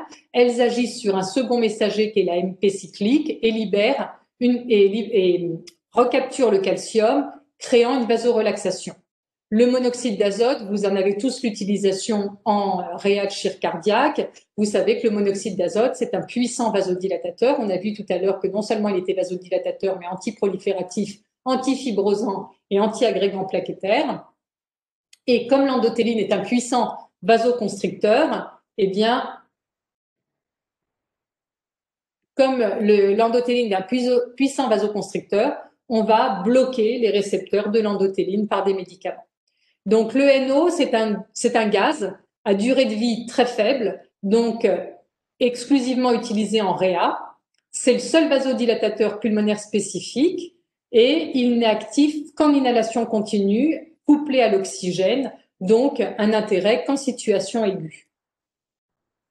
Les antagonistes des récepteurs de l'endothéline, ça a été le premier médicament à pouvoir être utilisé per os dans l'hypertension pulmonaire.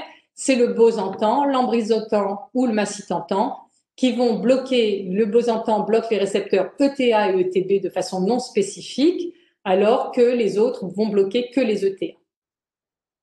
Les inhibiteurs des phosphodieestérases de type 5, c'est le sildenafil ou Viagra, eh bien, ça a un effet de prolongation de l'effet du NO, c'est-à-dire que ça empêche la dégradation du GMP cyclique. Le GMP cyclique étant le second messager de la voie du NO, eh bien, en prolongeant le GMP cyclique dans la cellule intracellulaire, on va avoir une recapture du calcium et une vasodilatation. Donc, voici les médicaments dont on dispose aujourd'hui. Les prostacyclines, uniquement par voie parentérale, c'est un très puissant vasodilatateur, c'est le traitement le plus efficace qui a prouvé en tout cas sa plus grande efficacité, sauf qu'il était utilisé jusqu'à présent que par voie intraveineuse continue avec une très très forte contrainte parce que les patients étaient obligés de changer de cassette 2 fois par jour sous stérile. Donc nous, dans notre expérience de pédiatre, on n'avait pas du tout envie d'imposer une vie très inconfortable aux enfants et donc on ne donne que exceptionnellement des prostacyclines IV. En revanche, chez l'enfant, on utilise beaucoup le treprostinil, qui est une prostacycline qu'on utilise par voie sous-cutanée, qui a la contrainte d'un traitement diabétique, c'est-à-dire que c'est une perfusion continue par une petite pompe qui est accrochée à une petite sacoche, comme un petit portable, en fait, c'est à la taille d'un portable, et l'enfant a donc une aiguille en sous-cutanée qui perfuse de façon continue le remodulin. C'est beaucoup moins contraignant que la voie IV, il n'y a pas les effets infectieux et thromboemboliques, mais ça a quand même une contrainte. Il y a 2 ans, on attendait vraiment de façon extrêmement, avec énormément d'espoir, le Selexipag, qui est un analogue de la prostacycline Peros, mais il n'a pas l'effet aussi bénéfique que les prostacyclines parentérales. Donc certes, avec tous les traitements dont on dispose aujourd'hui, on a une nettement meilleure survie aujourd'hui qu'hier. Et plus tôt on traite les patients tant qu'ils sont en classe fonctionnelle 1-2, on voit que la survie est nettement meilleure que quand on attend qu'ils soient en classe fonctionnelle 3-4. Et l'objectif est de les amener à une classe fonctionnelle 1-2 chaque fois qu'on le peut. Donc nettement meilleure survie, avec une capacité à les ramener à une classe fonctionnelle 1-2 dans près de 85% des cas dans notre cohorte. Cependant, même si on a 85% de survie à 5 ans, donc bien meilleur que ce qu'on avait, mais néanmoins, il y a quand même beaucoup d'événements qui surviennent et on a sans aucun événement que 69% de survie à 5 ans sans aucun événement. C'est une maladie très grave malgré les traitements actuels et on espère des voies thérapeutiques, une nouvelle mécanistique parce qu'aujourd'hui, on ne joue que sur la vasoréactivité. Mais comme on n'a pas compris le mécanisme de cette maladie, on ne traite que des symptômes qu'est la vasoconstriction. On fait tout pour essayer d'éviter la vasoconstriction, mais en aucun cas on ne traite la maladie qui continue d'évoluer pour son propre compte et on espère des nouvelles voies thérapeutiques, la génétique, l'inflammation, la thérapie génique, les mécanismes anti-inflammatoires, les mécanismes pro-apoptotiques, les progéniteurs qui viennent réparer le vaisseau. Eh bien, on attend énormément de toutes ces nouvelles voies. Donc, les cellules endothéliales circulantes dont je vous ai parlé tout à l'heure, qui sont la preuve que la maladie évolue, eh bien, on s'est aperçu que ces cellules endothéliales, elles avaient un marqueur pronostic, puisque lorsqu'on les trouve au moment du diagnostic, c'est un signe d'HTAP fixé, mais surtout, elles ont aussi un impact pendant le traitement, puisqu'on voit que sous traitement, ces cellules endothéliales diminuent. Et surtout, on a regardé que faisaient les progéniteurs endothéliaux et on s'est aperçu que les progéniteurs endothéliaux étaient très augmentés chez les patients qui étaient traités par trithérapie, c'est-à-dire que lorsqu'on leur donne des prostacyclines, par opposition aux patients qui ont juste une bithérapie orale, Bosantan et sildenafil, eh bien on voit que les progéniteurs augmentent considérablement dans la population de patients traités par prostacycline. Et on sait que les prostacyclines ont un potentiel recrutement de progéniteurs. Et on a regardé ce que faisait le sang, le plasma des patients traités sur une souris dont on avait lié l'artère fémorale et on s'est aperçu que lorsque l'on donnait du sang de cordon ombilical qui est riche en progéniteurs, on restaurait un petit peu la perfusion du membre de cette souris. Lorsqu'on donne le sérum de patients traités par bithérapie orale, on reperfuse également le membre, par opposition à celui qui reçoit rien du tout. On reperfuse le membre comme les progéniteurs de cordon. En revanche, quand on donne le plasma de patients traités par trithérapie, bithérapie orale plus treprostinil, là, on a une nettement meilleure reperfusion du membre, comme si on régénérait des vaisseaux et une vascularisation du membre inférieur de cette souris. Alors, l'espoir dans la génétique et l'épigénétique, on a découvert beaucoup de facteurs génétiques et on sait qu'on peut jouer sur la promotion, l'inhibition de ces marqueurs génétiques. Hein. Vous entendez parler de thérapie génique, vous entendez des malades qui ont pu être traités par la thérapie génique. Eh bien, on peut imaginer que ces patients qui ont une mutation, qui ont un récepteur BMPR2 qui ne fonctionne pas, peut-être que si on savait réactiver ce récepteur, eh bien, on pourrait restaurer la vascularisation et peut-être guérir ces enfants. Là encore, on a vu qu'il y a des microparticules qui véhiculent énormément de facteurs inflammatoires ou d'apoptose. Eh bien, on va pouvoir faire entrer dans l'organisme de ces patients des micro-vecteurs qui vont pouvoir apporter peut-être les molécules manquantes dans ces vaisseaux. Donc, qu'en est-il des traitements régénérateurs? Peut-être qu'avec les progéniteurs, on saura, mais il y a eu des études de fait qui, jusqu'à présent, ne sont pas très probantes, notamment des études chinoises qui montraient un effet bénéfique. Donc, les traitements de demain, on a un grand espoir, hein, les facteurs de croissance, les facteurs métaboliques, les facteurs, les signaux endocriniens. Ah mince, je sais pas ce qui s'est passé là. J'ai fait un petit quelque chose. Bon, j'arrête de toucher. Inflammation, les anticorps monoclonaux, la dénervation aussi. On sait, vous savez que l'HTA peut être traité par dénervation et on s'est aperçu que l'HTAP aussi parfois pouvait être traité par dénervation. Et en gros, voilà, c'est toutes les voies thérapeutiques de demain, toutes les voies de recherche de demain. Pourquoi est-ce que oh là là là là, je vais fermer ça et je vais essayer d'avancer. Voilà. Donc, déjà, avant d'arriver au traitement, aujourd'hui, on n'a pas de traitement. En gros, on a un traitement symptomatique, on améliore les choses, mais on ne sait pas les traiter. Donc, déjà, faisons tout pour éviter que cette maladie ne survienne.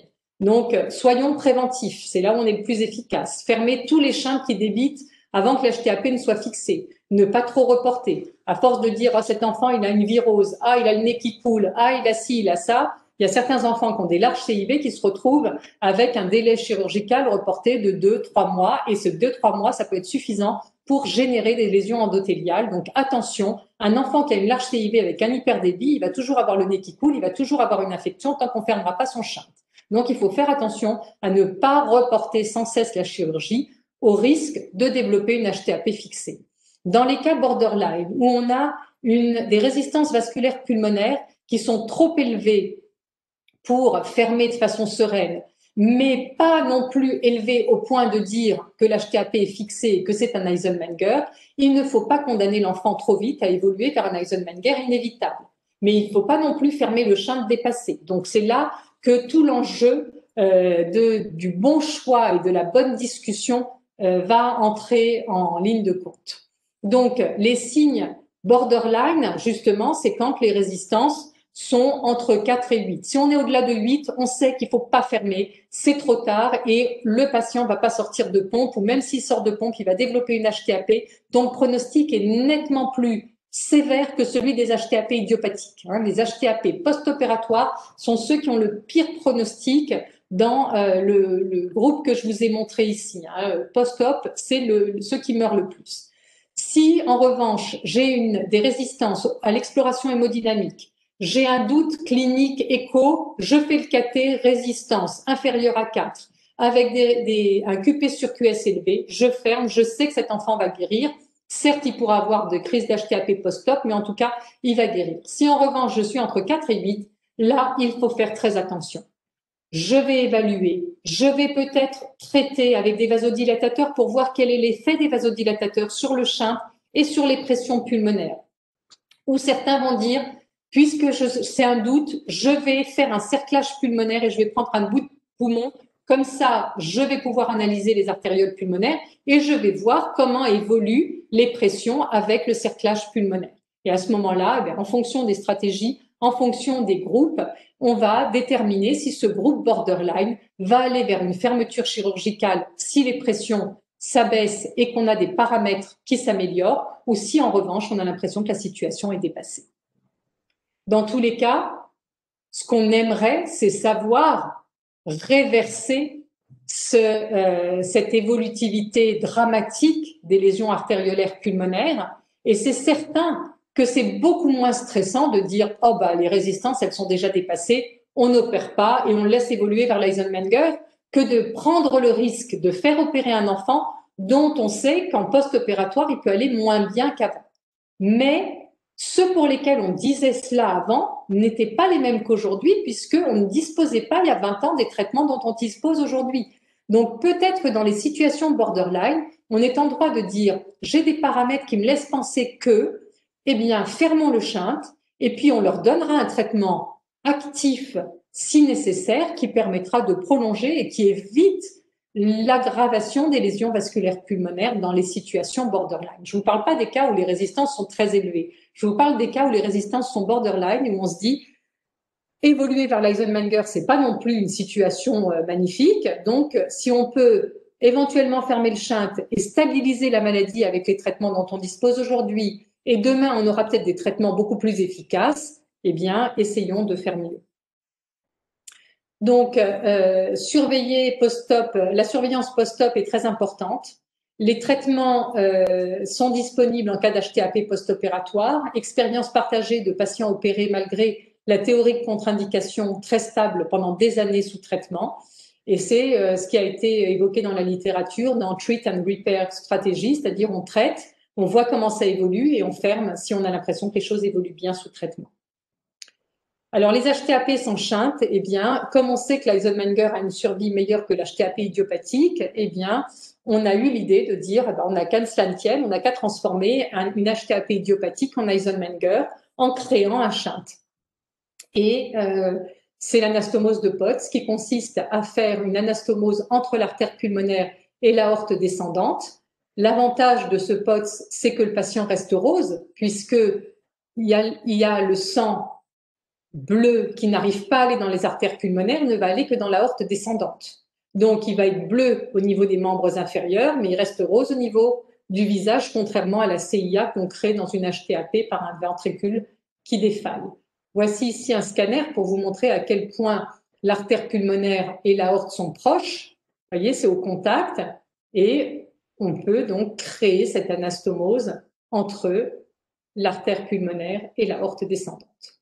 Et à l'écho, on va pouvoir suivre l'évolution. Donc, on a une expérience de POTS qui ont été faites soit par voie chirurgicale, soit par voie percutanée. Voici ici un stent, un stent entre la paix très dilatée et l'aorte descendante, mais on n'est pas content de ces résultats.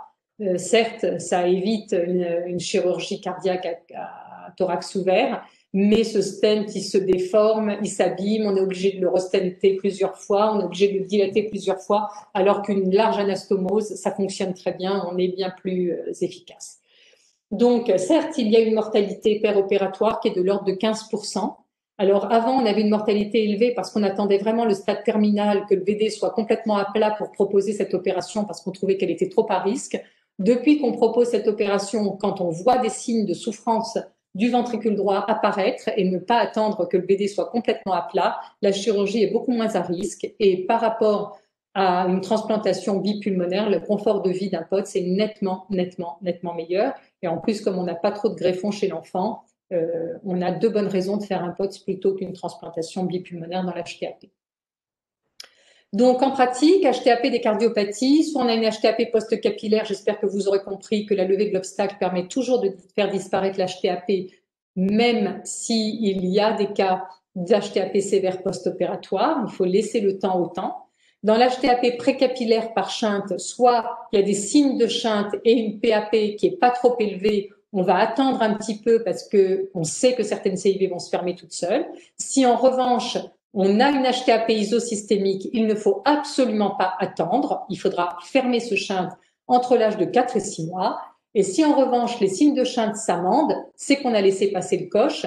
Et si on avait un enfant qui avait des gros signes de shunt sur une CIV et qu'on voit l'enfant à la prochaine consultation avec un enfant qui va mieux, qui ne tète plus avec difficulté, qui n'est plus essoufflé et qui a donc des signes de shunt qui sont en train de s'amender, c'est que les résistances vasculaires pulmonaires sont en train de s'élever. Et à ce moment-là, il faut absolument faire des tests un peu plus poussés avant de référer l'enfant à la chirurgie.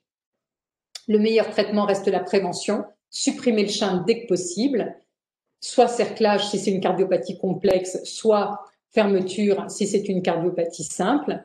Éviter les facteurs aggravants, donc vaccination Synagis chez les enfants qui ont des signes de Chamme dans les 2 premières années de vie, vaccination de la grippe, traiter de façon active les infections, prévention de SLER. Et dans les HTAP idiopathiques, eh bien, on donne les traitements spécifiques dont on dispose aujourd'hui. Soit les patients sont répondeurs aux tests de réactivité au KT, ils auront des inhibiteurs calciques et ils peuvent être très longtemps stables avec ce traitement, mais ça correspond à un très faible pourcentage de patients. Soit les patients sont peu symptomatiques, on va commencer par une monothérapie, soit ils s'améliorent et on peut laisser la monothérapie, mais ça devient très rare de laisser un enfant sous simple monothérapie. On va de plus en plus vers une bithérapie d'emblée. Et sous bithérapie, il doit s'améliorer rapidement pour passer en classe fonctionnelle 1-2. Sinon, il faut passer à une trithérapie pour faire en sorte que l'enfant soit en classe fonctionnelle 1-2. On a tendance, nous cardiopédiatres, à traiter de façon beaucoup moins agressive que les adultes parce qu'on veut respecter le confort de vie de l'enfant. Mais il faut faire très attention parce que si la maladie, c'est une maladie évolutive et si elle évolue trop, après, on est moins efficace dans les traitements alors que quand on traite d'emblée assez fort, on arrive à bien stabiliser les choses pendant des années. On a un recul sur le tréprostinil maintenant dans nos cohortes de 12 à 13 ans de recul avec des enfants qui ont atteint l'âge quasiment adulte et qui restent stables sous trithérapie. Et en cas de détérioration sous trithérapie, vous l'avez compris, il y a le POD sous la transplantation et vous avez compris de quel côté mon cœur balance. Donc, votre mission de vous les jeunes, eh bien, c'est de trouver la réversibilité de ce process. Et quand on aura trouvé la réversibilité de ce process, on saura traiter l'HTAP. Je suis tout à fait convaincue que dans quelques mois ou années, on saura le faire. Il suffit de comprendre le mécanisme de cette maladie qu'on n'a pas encore complètement identifié, mais dans pas longtemps, on saura traiter l'HTAP, j'en suis convaincue. Et ben voilà, je vous ai donné quelques petites diapos pour dire toutes les voies thérapeutiques vers lesquelles on s'oriente et toujours, de toutes les façons, avoir un raisonnement entre dans les cardiopathies, y a-t-il des signes de Chainte ou pas? Est-on face à une HTAP réversible ou fixée? Il faut absolument comprendre les mécanismes pour donner les meilleures chances thérapeutiques aux enfants. Et il est certain qu'avec ces traitements, on a aujourd'hui des résultats qui nous permettent au moins d'amener ces cohortes d'enfants à des cohortes d'adultes.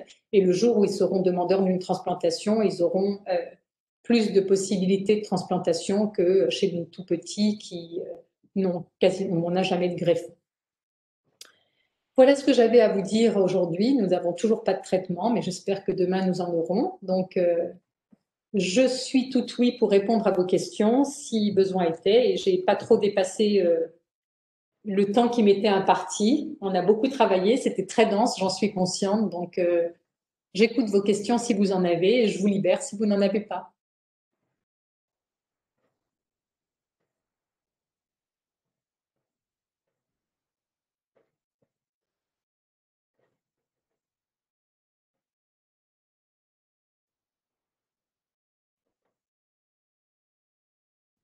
Vous m'entendez toujours, j'espère? Oui, on vous entend. D'accord. Ça va, c'était pas trop dense? Ça va. Vous êtes tous endormis? Pas du tout, pas du tout.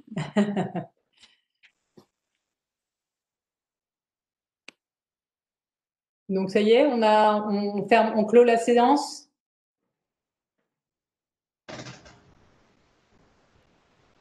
Ah, il y a une question quand même. Est-ce que le dosage des cellules endothéliales sanguines est disponible en pratique? Et non. Quoi, si, c'est-à-dire que si c'est disponible dans les labos qui le font, à Marseille, il y a un labo, à Paris, il y a un labo, mais il faut que les cellules endothéliales arrivent dans les 3 heures qui suivent le prélèvement. Donc, autant dire que c'est difficile, mais normalement, il devait y avoir une robotisation de fait qui permet de... Normalement, ça fait un petit moment qu'on l'attend, mais ça devrait arriver. Mais malheureusement, ça peut pas être utilisé dans la routine aujourd'hui.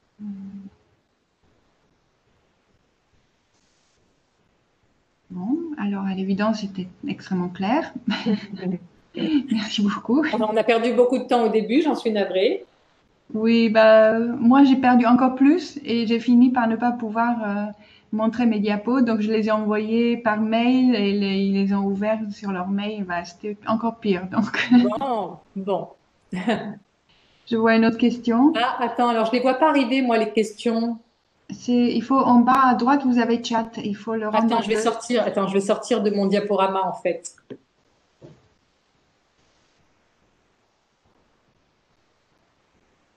Voilà.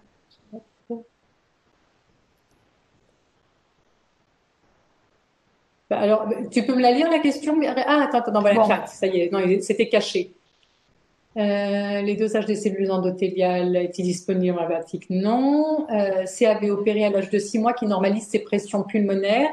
Est-ce qu'on arrête? Alors, ça, c'est une très bonne question, effectivement. Un CAV opéré à l'âge de 6 mois, s'il a des pressions pulmonaires strictement normales en post-opératoire immédiat, on peut arrêter le sildenafil avant la sortie de chirurgie. Cependant, ce sont des enfants qui, comme je le disais, ont des artérioles qui sont un peu musclées.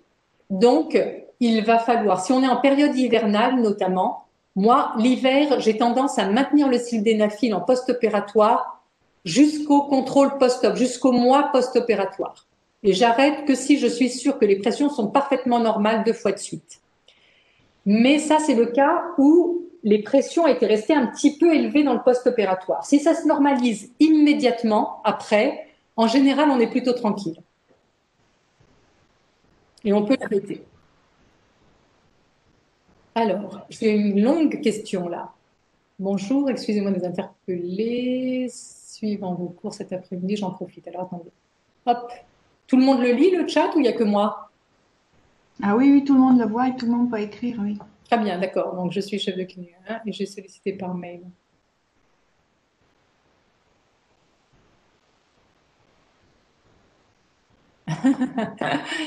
Non, on a dit à notre moment, je ne serai pas disponible à 18 heures, je suis désolée.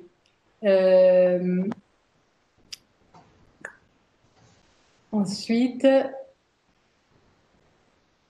place du milrinone. Alors ça, milrinone est utilisé vraiment en réanimation, donc je vais laisser Mirella plutôt répondre parce que moi, je n'utilise pas du tout le milrinone. Moi, je ne vois que les patients, je les vois pas en réa. Je suis pas une réanimatrice, moi. Mais je sais qu'on l'utilise dans la défaillance VD et que dans les POTS qui débobinent un peu, le milrinone a montré une efficacité. Je me trompe, Mirella? Non, non, non, c'est exactement ce qu'on dit aussi.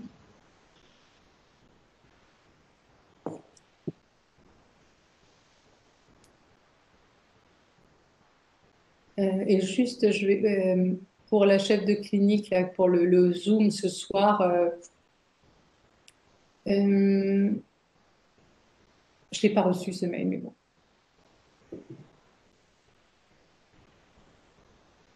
Je vais vous donner mon mail. Ben, vous l'avez mon mail ou pas tous? Normalement, ils l'ont pas, sauf si vous l'avez mis sur votre diaporama. Alors, vous avez toujours la diapo sous les yeux là? Oui, Là, conclusion? oui. D'accord, alors je vais mettre mon mail tout de suite, comme ça.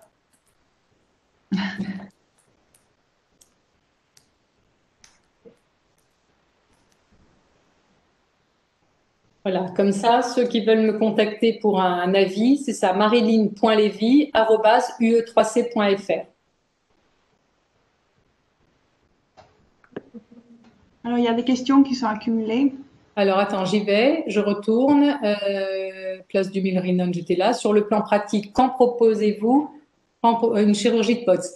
Alors, je propose une chirurgie de POTS uniquement lorsque le patient est sous trithérapie et se débobine sous trithérapie. Ça veut dire quoi, se débobine? Il va moins bien cliniquement et je vois que le ventricule droit commence à montrer des signes de souffrance. Si le ventricule droit est complètement à plat, je sais que le POTS va être à très haut risque, ne marchera pas et je risque de tuer sur la table le patient. Donc, il faut vraiment suivre ces patients régulièrement et avoir des paramètres de suivi, notamment de suivi de Doppler tissulaire du ventricule droit, qui permet de dire je commence à avoir des signes de souffrance du ventricule droit. Et là, on propose un POTS et à ce moment-là, en général, la mortalité n'est pas trop élevée, mais il faut que ça soit fait vraiment par des équipes qui ont l'habitude du POTS, hein, parce que c'est très dépendant de l'équipe de réa qui suit le patient derrière. Et ne jamais arrêter les traitements, parce que parfois on dit ah bah comme j'ai fait un POTS, on peut arrêter les traitements. Jamais arrêter les traitements. Ils gardent leur traitement et on pourra les sevrer de leur traitement des mois après. Si un nouveau-né avec HTAP, hop, où est-ce que c'est ça? Si on a un nouveau-né avec HTAP du nouveau-né et pas de cardiopathie, le sein pour le PFO va être uniquement droite-gauche, peut être aussi gauche-droite. En général, il est droite-gauche. C'est un enfant qui vous est référé pour une cyanose, généralement. S'il n'a pas de cyanose, vous n'allez pas le voir. Celui qui est adressé, c'est qu'il a une cyanose, il vous est adressé pour cyanose et vous voyez que le foramen ovale, il chante en droite-gauche. Et après, on a le droit d'avoir une HTAP du nouveau-né en voie de régression. Et à ce moment-là, bien entendu, que le shunt, il peut être bidirectionnel, il peut être aussi en gauche-droite. Ça dépend du niveau de pression et ça dépend surtout de la compliance du ventricule droit.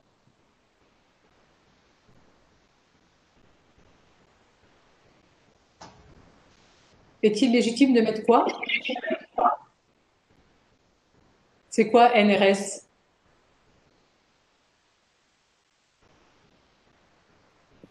Je pense nourrisson. Ah, nourrisson, pardon. Est-ce légitime de mettre les nourrissons avant la chirurgie dans l'HTAP par hyperdébit? Surtout pas. Jamais, jamais, jamais. Vous aggravez l'HTAP. Ne jamais mettre un traitement vasodilatateur à un enfant qui a un shunt. Sinon, vous majorez le shunt. C'est pas l'HTAP qu'on traite. L'HTAP, on ne la traite que quand on ne connaît pas la cause. Là, c'est une HTAP parce qu'il a un shunt gauche-droite. Si vous lui mettez du sildenafil, vous allez vasodilater davantage son lit artériolaire pulmonaire et vous allez majorer le débit et vous allez l'aggraver, le patient.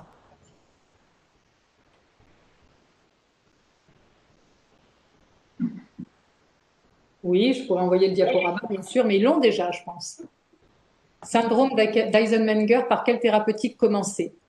Non, moi je commence toujours par le sildenafil parce que le bosentan, il a un effet délétère sur le foie, mais bien souvent, de plus en plus, alors avant on disait ça, mais de plus en plus, on a tendance à donner une bithérapie d'emblée maintenant. Donc, mais si je dois donner une monothérapie, moi la majorité de mes patients Eisenmenger qui sont sous monothérapie bien équilibrée, ils sont sous Revatio.